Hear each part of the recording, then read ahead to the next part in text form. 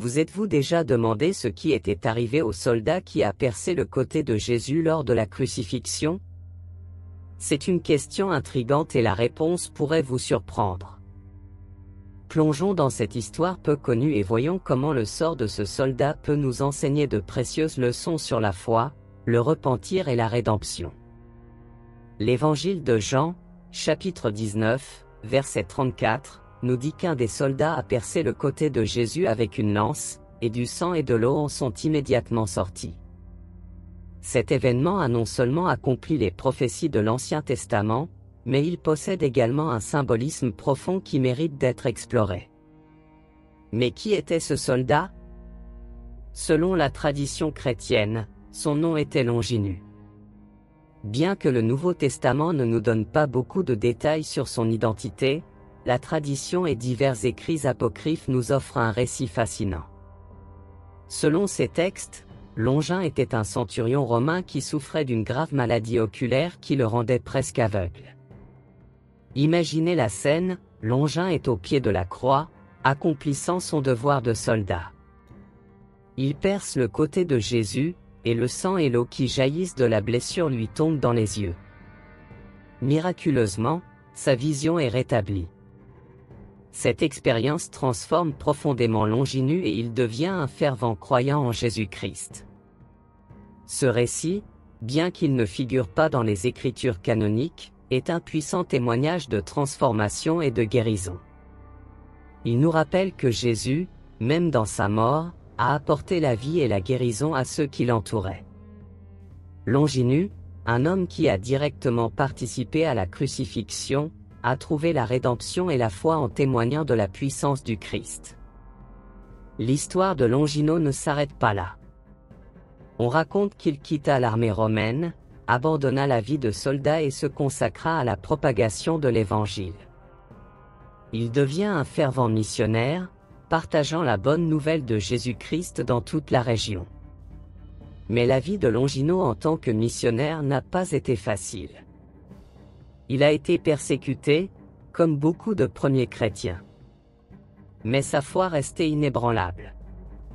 Selon certaines traditions, il aurait été martyrisé pour sa foi et serait devenu un saint vénéré dans les églises catholiques et orthodoxes. Cette histoire est un puissant rappel de la portée de la grâce et du pardon de Dieu. Longin, qui a commencé comme soldat romain faisant son devoir, est devenu un fidèle disciple du Christ, répandant l'Évangile jusqu'à la fin de sa vie. Cela nous montre que personne n'est à l'abri de l'amour et de la miséricorde de Dieu. Réfléchissons maintenant à ce que cette histoire signifie pour nous aujourd'hui. Nous pouvons souvent nous sentir comme Longin avant sa transformation coincés dans nos propres voies, peut-être même aveugles à la vérité de Jésus-Christ.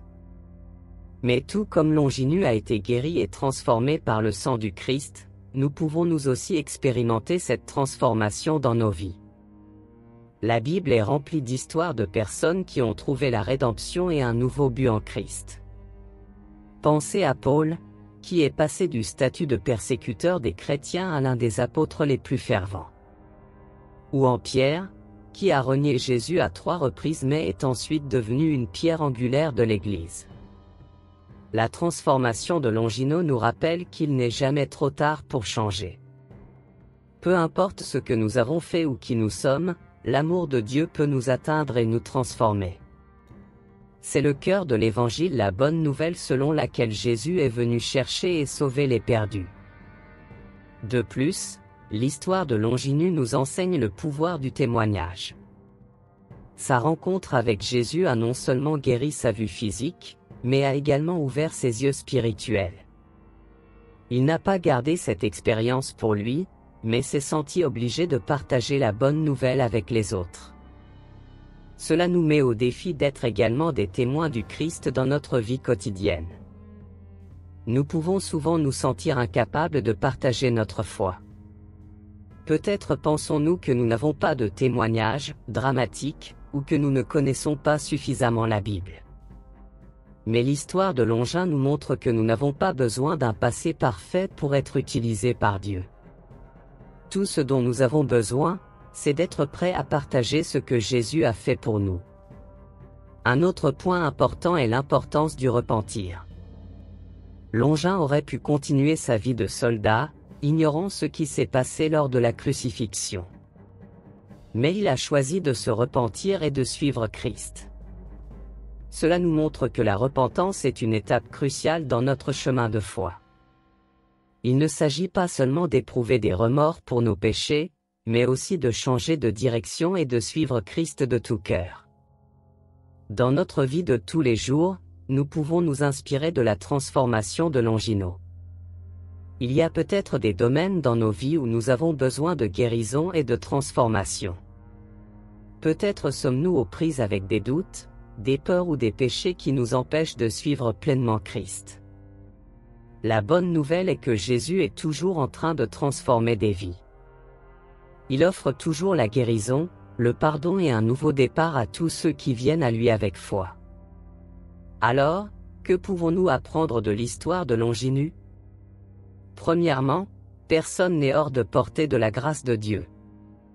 Deuxièmement, notre réponse à la rencontre avec Christ doit être la repentance et un changement de vie. Et troisièmement, nous sommes appelés à partager notre témoignage avec les autres, étant lumière dans un monde qui a désespérément besoin de l'espérance de Jésus. Et maintenant je vous demande, quelle est votre histoire? Comment avez-vous trouvé Jésus et comment a-t-il transformé votre vie? Partagez avec nous dans les commentaires.